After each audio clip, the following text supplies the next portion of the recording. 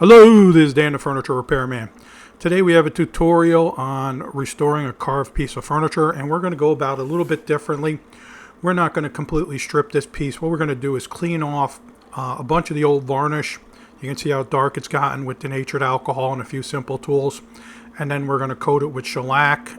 Now this is just denatured alcohol in a cup. It's a little bit dirty because I was working on the other side of the piece.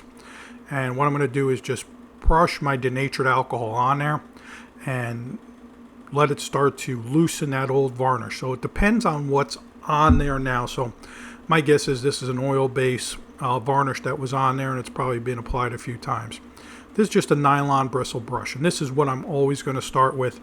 I'm going to just start working the brush back and forth and see how much of the old varnish it pulls off, how quickly it comes off. Sometimes it comes off very easy, especially if it's a shellac. If it's an oil base, then it's going to be much more of a process to get it off, and it's not really moving too much of it around. So what I'm going to do now is use a little bit more aggressive of a tool. So I'm coming back again, brushing denatured alcohol on there, and then I'm going to come back with a wire bristle brush right there.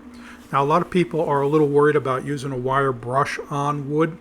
It all depends on how hard you're going to press down on it and the type of wood. So if this was a pine piece, I probably wouldn't use a wire brush on it. I'd probably stick with the nylon bristle or some steel wool. But there's a nice old mahogany piece. The wood is very hard, and I'm not worried about scratching the wood or creating any sort of damage or rounding the edges of the carvings. So I'm going to just keep working the wire bristle brush back and forth. I'm going to keep wiping it with a cloth, because the cloth is going to pull off the denatured alcohol, but with it some of that old clear coat that's starting to age and darken on there.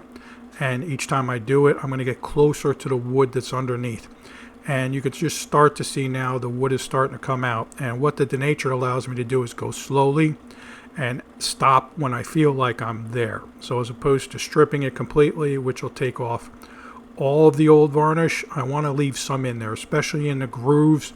It's going to create dark areas. It's going to give the piece a lot of depth of feel, and it's also going to let me maybe leave some of the old color in there if it was originally stained or something like that. So I'm not pressing hard with this brush. I'm using the front edge of it, getting it kind of into those areas that are tough to get into, going back and forth and just kind of loosening it up. Now it's going to get gunky and clog up if it's an oil-based varnish, and I could usually tell after the first few passes by the color of it.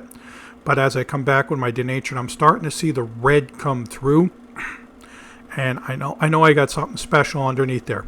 So I'm kind of happy that I took this process and used this process rather than stripping it completely, because what it's going to allow me to do is work with the piece and see what the piece gives me, leave a little of the age in it, and then clear coat it and just bring it back to life. So it's a slow process, and what we've decided to do is, we're going to show you all of the process. We're not going to jump ahead. We're not going to make it go fast.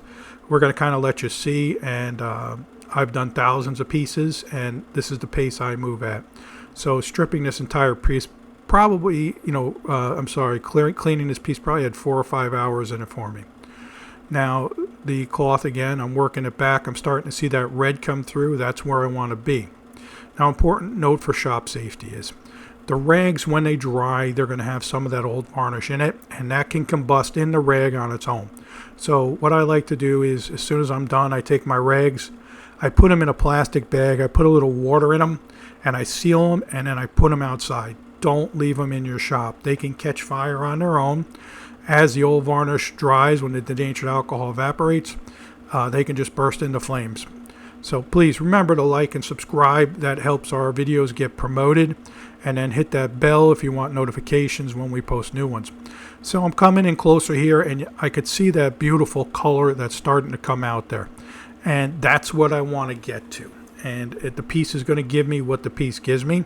So what I want to do is get some of the old aged color out of the way and get back to what the piece probably looked like in the beginning, but maybe a little better, because what I'm going to do is leave some of that darker areas in there, which will give those carvings a lot of pop to them. and I won't have to put it in there myself.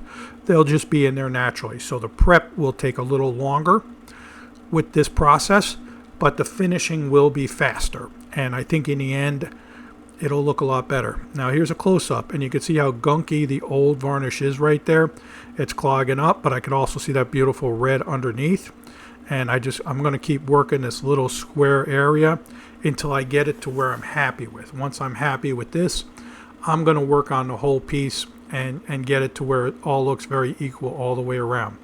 So right now, the bulk of what I have is in these grooves. Now, I could come with a pointed paint scraper and scrape it out very quickly, but it's going to scrape it down almost to the bare wood. And I don't want that. I want to leave just enough in there so that it'll create a darker color than the rest of the piece, almost like a black color. And it'll highlight the beautiful carvings that are in this. Now, if I don't get enough of it out of there, then it's going to block my clear coat. I'm going to coat this with shellac. It's going to block the shellac from really getting to the wood, and it's going to create an opportunity for the piece to chip because it's kind of sitting on some old gunky material that we've kind of loosened up and made weaker because we've cleaned it out. So it's important to get enough of it out of there where there's just a tiny little bit left so that the shellac can penetrate it and grab on and not have any problems with the clear coat we put on there in the future. So now I'm starting to really see what I have in front of me, and I'm very happy. Now this is it. As it dries, it'll get a little dull, but you could see that from this angle, you could see the yellow or the gold areas. That's the old varnish reacting to the denatured alcohol. And then there's some black areas, and that may be something else underneath there. But I want to get enough of that black out of there, and it's a kind of rewarding process because you're working with the piece and you're kind of discovering what it's going to look like. And every time we start one of these, we're not too sure what it's going to look like. So I'm starting to really get down to that beautiful wood underneath. It has a bit of an orange color to it. If I don't like the orange, I can stain it or tint it darker, but I'm going to leave that up to my customer. And then here we are right here. I'm pretty happy with where this is sitting right now. And I'm going to kind of pan around to the other side to where we started. And we definitely have made, I think, a huge improvement over that, unless you really want that dark antique look. Now, I flipped the piece over and I'm going to work on the legs. And when I do this process, I tend to work on it upside down and then sometimes on their side. Now, work in a well-ventilated area. Wear your gloves, wear eye protection, wear a respirator. I'm working in my spray booth, so I have a giant fan on. I've got my gloves on because denatured alcohol can absorb through the skin, and it's not good to wear, and not good for it to absorb into your skin. And then wear your eye protection because you just don't want to get any of this into your eyes. So protect yourself, be careful. Now this is 4-0 steel wool, and I'm dipping it right into the denatured alcohol. And this is a little different technique, and I'm going to rub it on there. So I'm learning from the piece what's going to work, what's not going to work. And this is going to help me clean a lot of the flats or the highs off. And the old varnish is going to grab into the steel wool and pull it off of there. So it will speed up the process for me. I'm still going to have to use my wire brush to get into the grooves and everything.